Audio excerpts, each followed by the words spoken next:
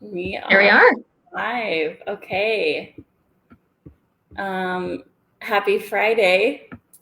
Good Hi, morning. guys.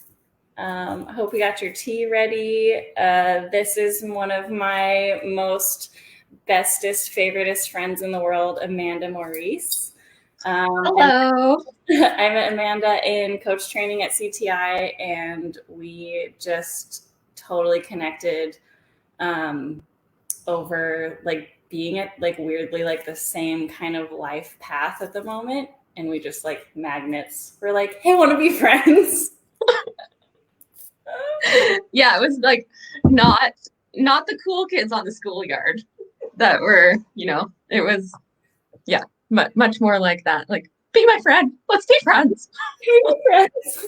Please, let's be friends. But yeah, thank you guys for being here. I see a couple of you are joining in. Because we are doing this through StreamYard, which is a third party streaming, may not be able to see your names when you comment. So if you do a comment, just like put your name by it, so we'll know who's saying what. And but yeah, so today we wanted to start kind of talking about self care. Like you're here in this group, this me first self care for leaders, and so we thought this first radical conversations would be um, great to just kind of break into like what is self care for you, and you know just starting to kind of take inventory of um, how am I showing up? Like, how am I showing up in my life? Where am I hitting burnout? Where do I need to like take better care of myself? Um, and yeah, so I thought it would be the perfect opportunity to bring Amanda on because just what was it, a few weeks ago? Maybe six. Yeah, 6-ish weeks ago. Okay, so it's been a good amount of time for you, Yeah, like with this experiment. So why don't you just give like your side of the story, like how this little experiment came up? sure. Yeah, absolutely. I also just think that this is such a poignant topic for everybody, and everyone's going to be at different points where they are in relation to what these words mean, what these concepts are. Maybe they've experienced it, maybe they've just heard about it. So good learning all around for all of us, really. And even you and I, as we're well acquainted with this, but every time we talk about it, we learn something new. So totally happy to, yeah, participate in this. And I think another place that we can look, and we'll probably get here as we go, is what does burnout cost you? Ugh. Yeah.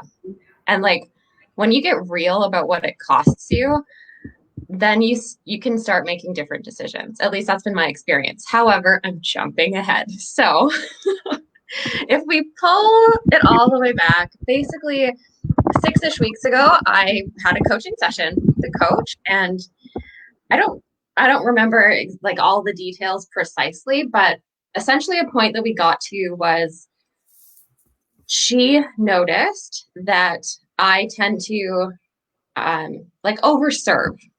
And she asked me a question, sorry, overserve. I give a lot. That's what she noticed, that I give a lot to the people around me. And she noticed that there doesn't seem to be a lot left of my energy for me. And she asked me if I serve, actually, this is great. I'm holding a cup. She asked me if I served from a full cup or if I serve from the overflow. And she talked about how best practice using this metaphor is to serve from the overflow. And I went speechless, and I'm not usually ever speechless. And so I just remember like cocking my head like a dog and kind of being like, ah, and looking at her and being like, I don't even think I know what having a full cup feels like. And then, rest of the coaching session happened, and I was so activated by this and really intrigued and lit up by it, but confused at the same time. And so, what happens after you have a moment like that? You call one of your like soul friends. And so I called Savannah, I called you, and you remember this. And I was downloading this coaching session with you, and you like Oh, I'm so grateful. Really, really, like truly so grateful for this. You just stepped out in a fierce, loving way and totally told me what you saw. And you said, yeah, I've watched you do this. You give and then you hide. You give and you give and you give, and then you disappear for 3 days, 4 days, and then you come back.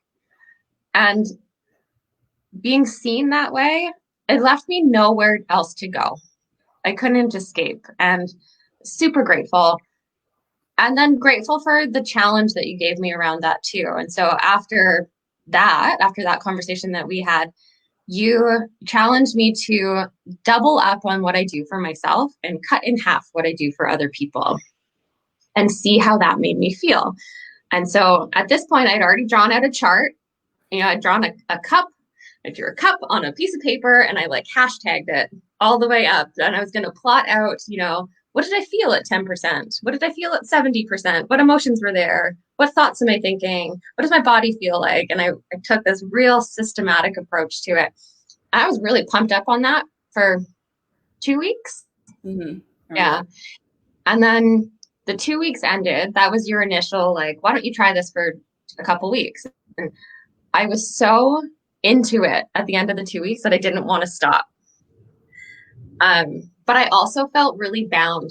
I had bound myself in executing this challenge perfectly. Because you got to be perfect. I have to be perfect. Even though no one's watching.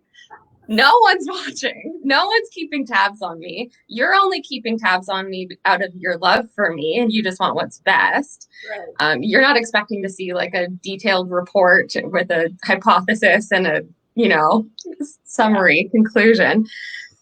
So what was that? So give me like a couple weeks in when you started like bringing this awareness to how much am I doing for others and how much am I doing for myself? Like, what did you start to notice? A couple weeks in or right at the beginning? A couple weeks in, right? Yeah, I mean, how about when you first started bringing awareness, when you're like, I'm going to do this experiment. I'm going to notice how much I'm doing for others and how much I'm doing for myself. I'm going to cut my serving in half and I'm going to double up on my self-care. Like, what were some of the things that you noticed? I noticed that I had a really hard time communicating to other people what I was doing because I felt that like I'm cutting in half what I do for other people. I felt really crass and rude saying that to people. And I felt like, yeah, and maybe there's like some inflated sense of self-worth and like what I bring to others, but I just felt like I was like, you can't have it anymore. It's all for me.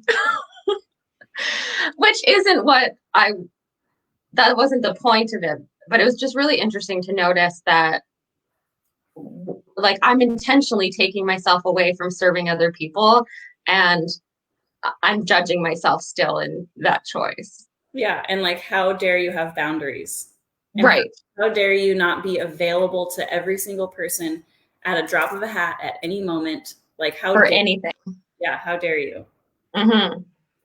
Yeah. But I mean, that is how I've grown up. That is the house I was raised in. That is the friendships that I've had. That has been my like social contract is what can I do? It doesn't matter. It doesn't matter what's going on. That is the dominant question in my head. What can I do? How can I help you? And while there's nothing inherently wrong with that, and that like being in service is really important to me, I lost myself completely.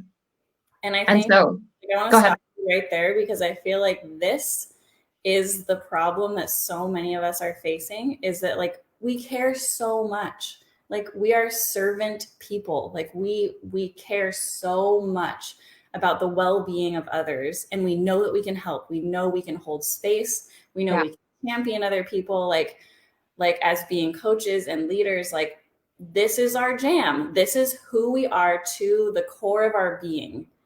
And it's like a blessing and a curse because it's like we have so much beautiful space to hold and love to give. And then we go way too far and then we have nothing left. And then we hit this wall and we're just like, I'm so fucking tired. Yeah.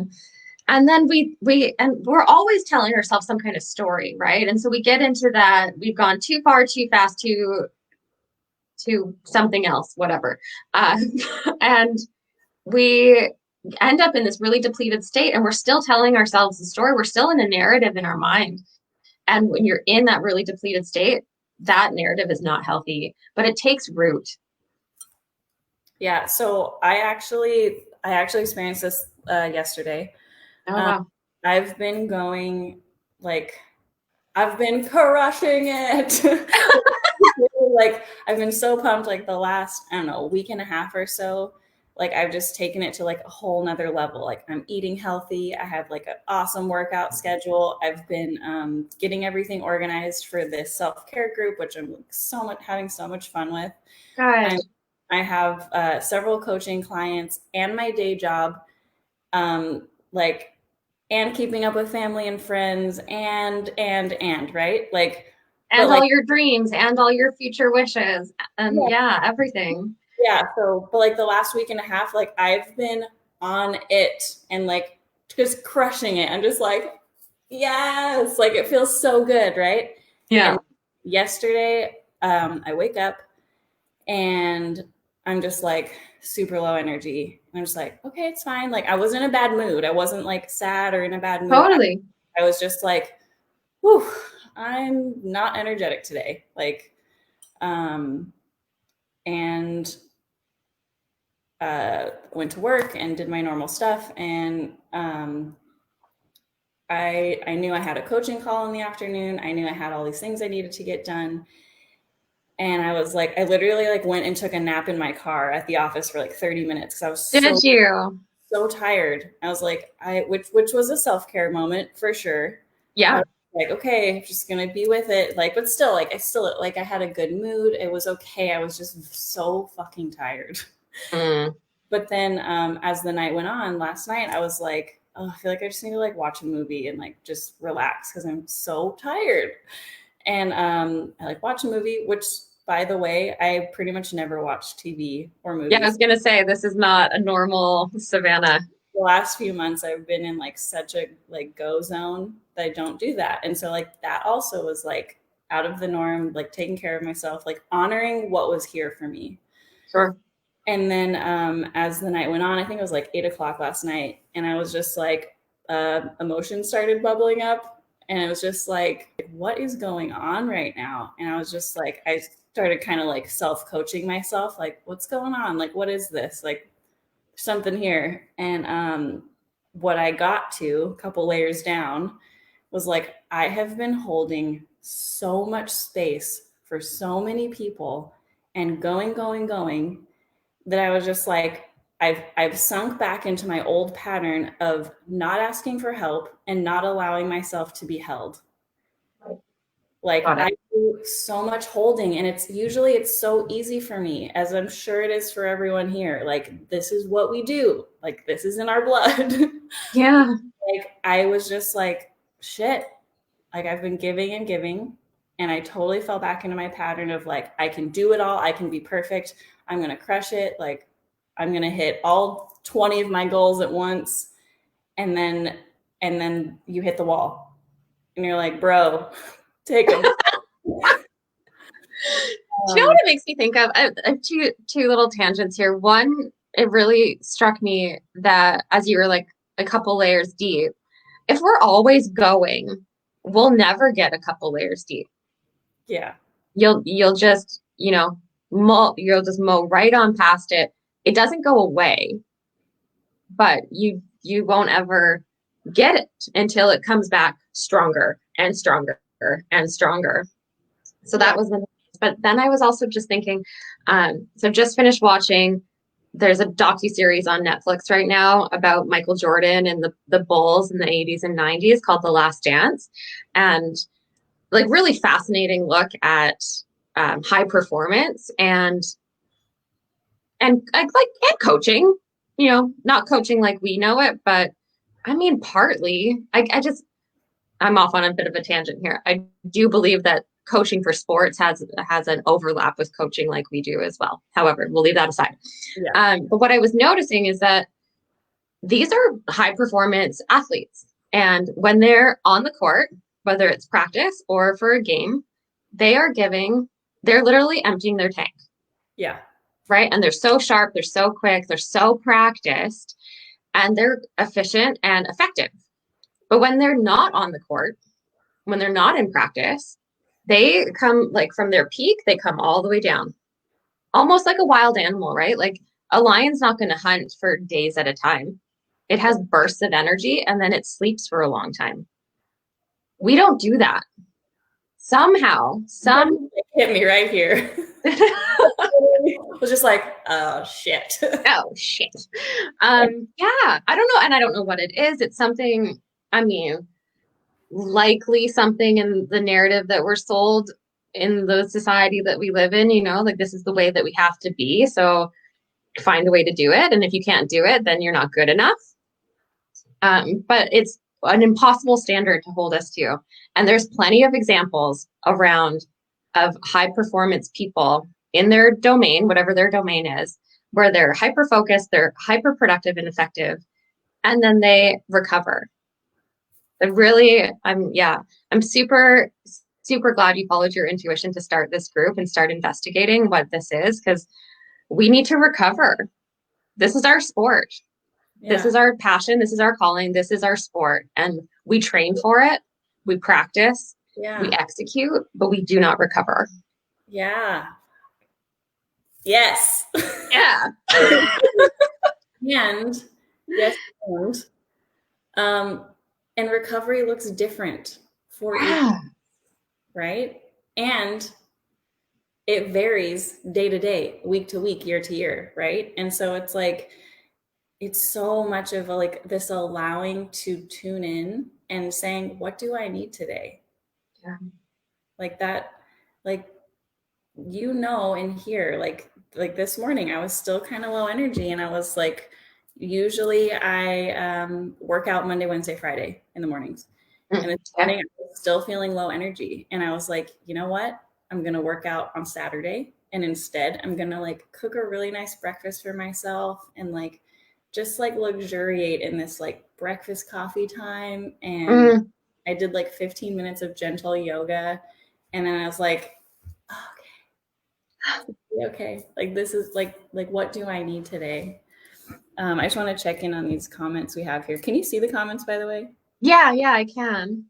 And then just a reminder, guys, just because we're streaming this through StreamYard, we can't see your names. It just says Facebook user. So put your name by your comment so we know who we're talking to. But I really love this one here that says, it answers some of this. What do I do when I don't have the opportunity to serve?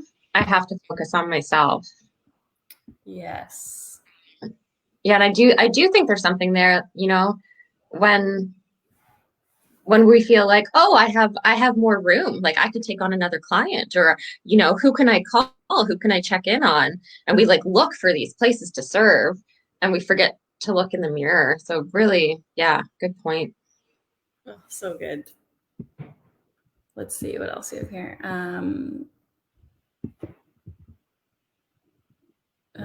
Let's see. It's been the number one issue people have been coming up with in my coaching sessions. So it doesn't seem that COVID-19 was the real cause, just magnified something that was already there at some level. Oh yeah, I totally agree with that. Yeah, I think it's so much of it is this awareness piece, right? Like, so I think it's tuning in. It's what do I need today? What do I need this week? So it's like, okay, so two things. What do I need to do today? What do I need to like add into my day to take care of myself? And also, what do I need to take out? Well, this is great. This kind of circles back to this experiment that you championed me with. All of it. So I was a little bit like, oh, who am I to say that I'm taking my service away from people? Like, that's rude, right? And the other part of me then was, well, what is self-care? And I found myself, oh my goodness, I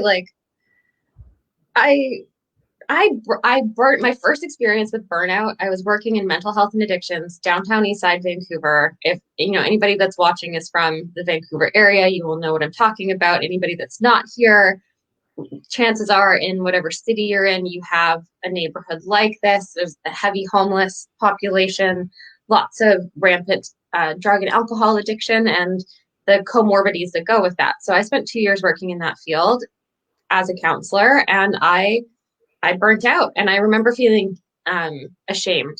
I felt really ashamed and guilty, and like we learned about burnout in school, and then here I am experiencing it. Like, shouldn't I have known better? And so I like around that time, I really got familiar with what self-care was. And so realizing that I was experiencing it again 10 years later, I thought I knew, sorry, I thought I knew what was going to be in my self-care column. Mm-hmm. And as I started out this experiment, I didn't know. And so I had to actually, I think they're right here. I wrote cards like this one is things that drain me. This one is the things that fill me up, that make me feel, full, I guess, for lack of a better word. And then I wrote a separate card, which were commitments, things that I was already committed to, that were already in my calendar, that I was committed to being responsible for, because that doesn't go away. Just because we burn out or because we get fatigued or tired or whatever, stuff doesn't just disappear off our radar. And I think it's really important that that's part of the conversation. Yes. Yeah. Yeah. So like for you guys watching, like what is self-care to you? Like what's on your self-care list, right? Like we all know it's not just fucking bubble baths, right? It's not. It could be. It could be. That's definitely a thing. Yeah. But that's not like, there's so much more than that. That's like a couple of things for me. Self-care is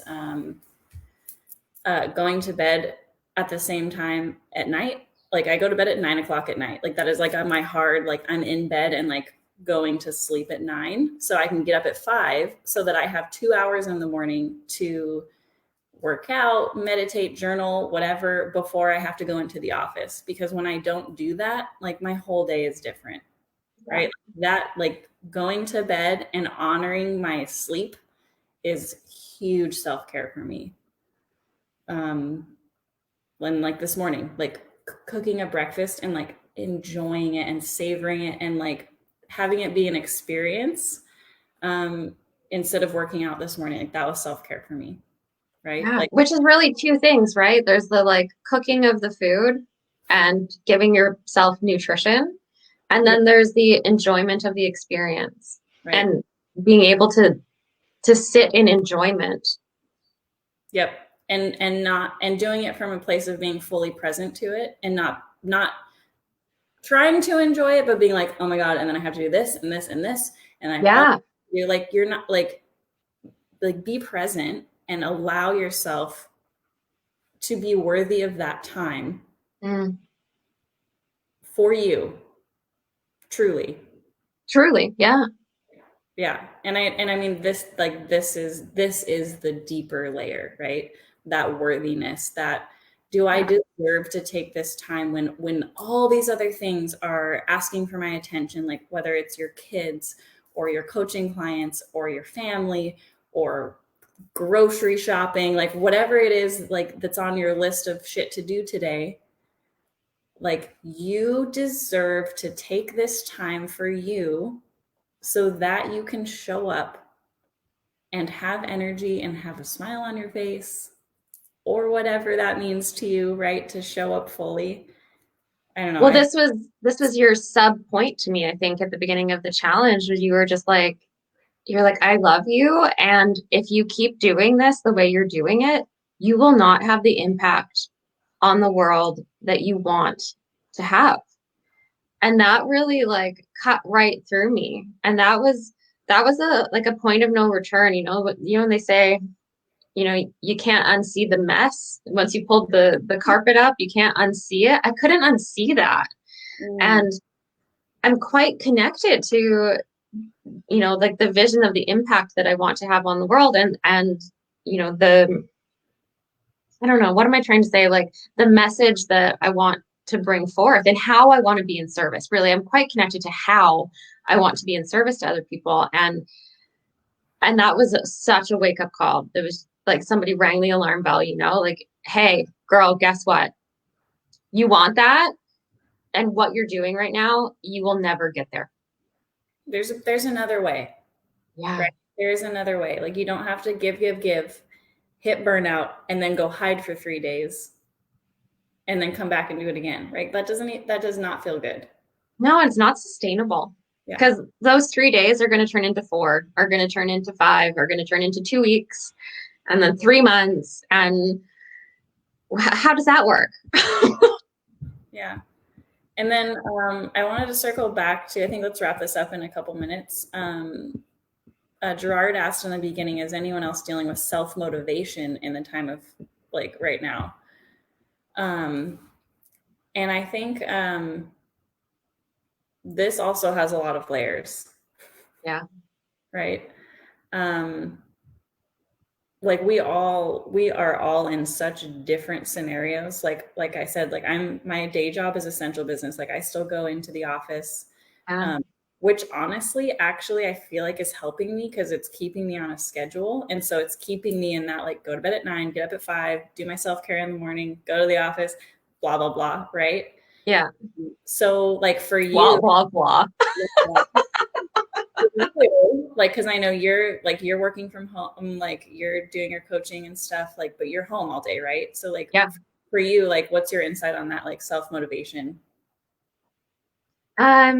Yeah, honestly, the self-motivation came from understanding what was at stake. Hmm. Yeah. What And is once that for sorry, you? go ahead. What is that for you? That was just what we were talking about, like recognizing that I wasn't going to have the impact that I wanted to. And really like the thing that drives the fact that I have a coaching business, the fact that I want to serve my clients, both the ones I have now and the ones that, will find themselves to me at some point.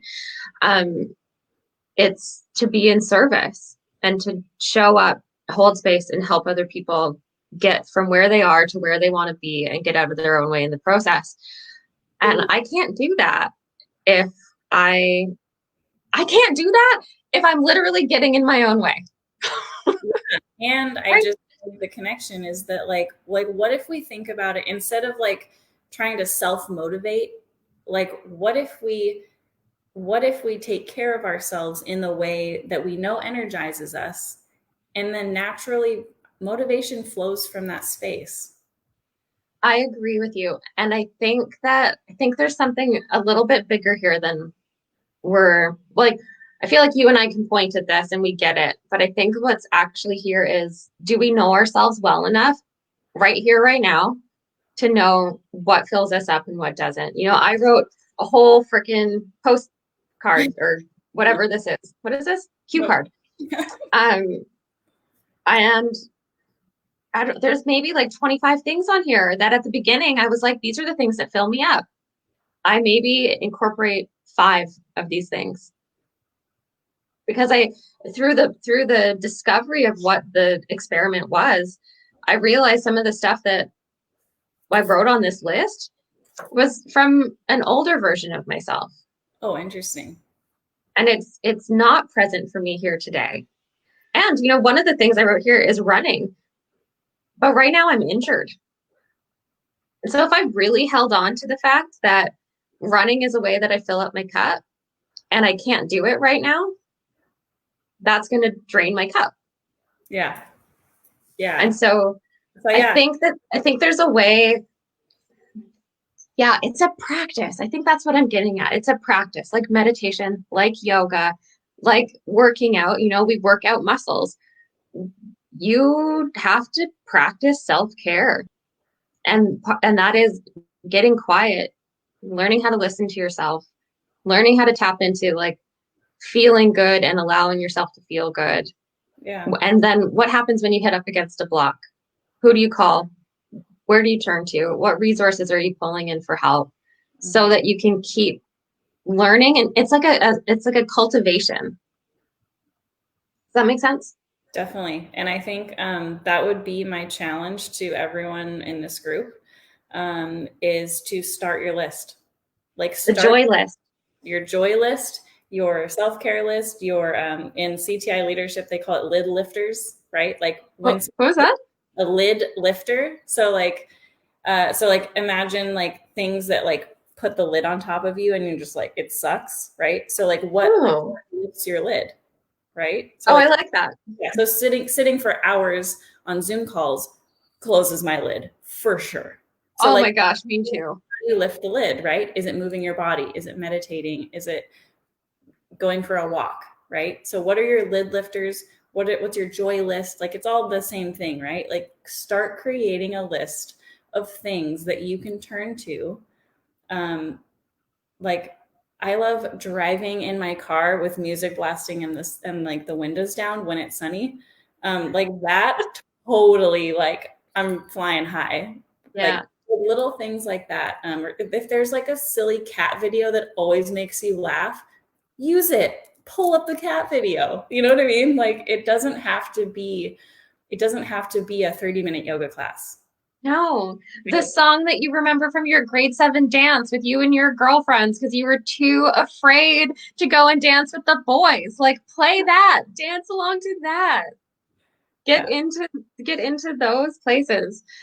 And I do think there's a piece here around like giving yourself the time to check in and check it out Hmm. consistently, right? Like it's yeah.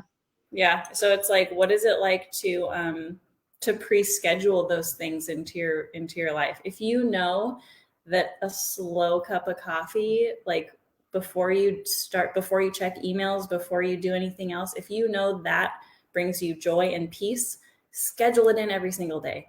Yeah. Make Like it a non-negotiable. make it a non-negotiable. Yeah. Like schedule in the things so you proactively fill yourself up instead of getting to the point where you're depleted and you want to go hide and you want to cry in your bed watching a movie. Like, really put those things in your day Yeah. and start taking care of yourself. Start putting yourself first. You have so much good work to do in the world.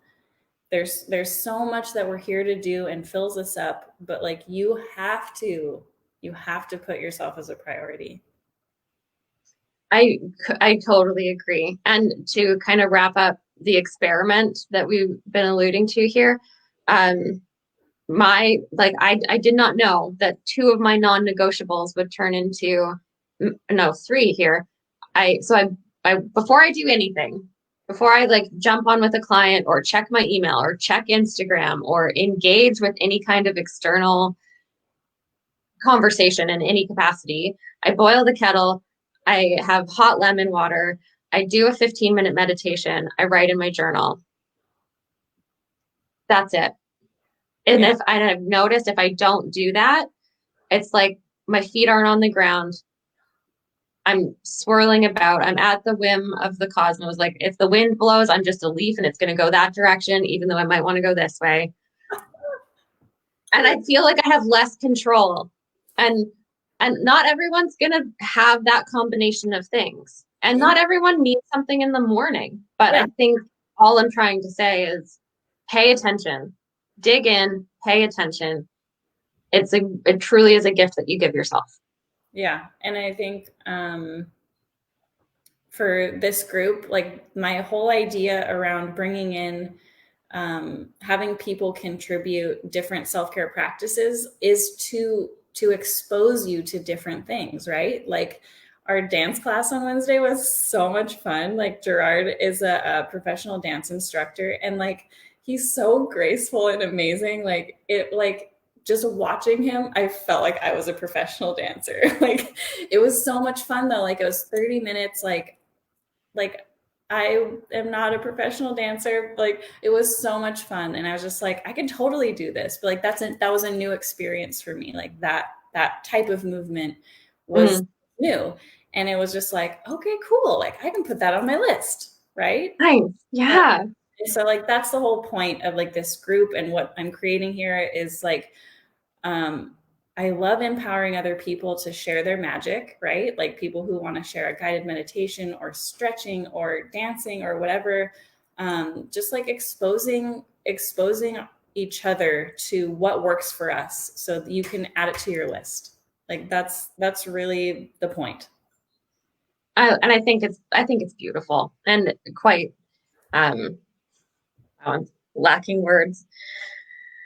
Elegant is the word I was thinking of. It's like it's elegant in its simplicity. It's not complicated. You know what you're out to do here with this group, which I'm so blessed to be a part of. Yeah, it's elegant in its design and it's simple. And so is everything that we've been talking about here. None of this has to be difficult. No. And really, like, if anybody, you know, watching this now or watching this later wants to reach out and chat about the experience that I've had in a little bit more depth, or yeah, just wants to kind of riff on this, I'm totally happy to do that too. Same, 100%. Like, and I want to create a conversation. Like, that's the whole point. Let's create a conversation around this. Let's change the narrative. Start taking care of ourselves and support each other. Like this tribe of coaches and leaders, like I'm so excited for this to grow and to really strengthen and build the connection, because you're not alone. Like you are not alone, even though it feels lonely sometimes in your business. Like we are so in this together and we're all experiencing the same struggles. So it's like, let's lean on each other. Like let's ask for help and allow ourselves to be held. So yeah, I think. So, what's one way that you can ask for help this week, Savannah? Great question. Love you.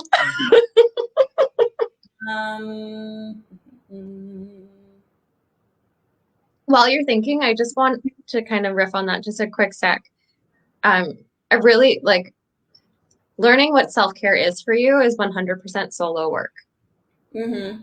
You know, you got to find a way to listen to your intuition and feel what brings you up and what brings you down. So in that sense, I believe it's solo work, but I also 100% agree with you. We're not alone, and there is no reason for us to be alone in this journey. Yeah. And we're here. Yeah. So I think for me, actually, more than asking for help this week, I need to remove some things and some expectations from my schedule. Like I just have way too many things that I crushed the last 10 days. Yeah. But it's too much. I can't sustain it. So yeah, I need to take some things, push them out further. Right. And then you'll feel what that feels like, right? Yeah. And I think that's this evergreen experiment that we're going to be doing this for the rest of our lives. Yeah. Let's start getting good at it now. Yeah. Thank you so much for being here. This was so fun. Let's just kind of let's come back and do like another check-in in like a month. Yeah, that's a great idea. Yeah. Okay. I hope you guys have an amazing Friday and an amazing, if you're in the US, a Memorial Day weekend. And do something today to fill your cup and take care of yourself. And if you need help, reach out. We are so here. We're so here. Yeah. All right. I love you. I hope you have an amazing day. Love you too. Bye, guys. Can't wait to get to meet and like know more of you as time goes on. Definitely. Thanks, Gerard. Love you guys.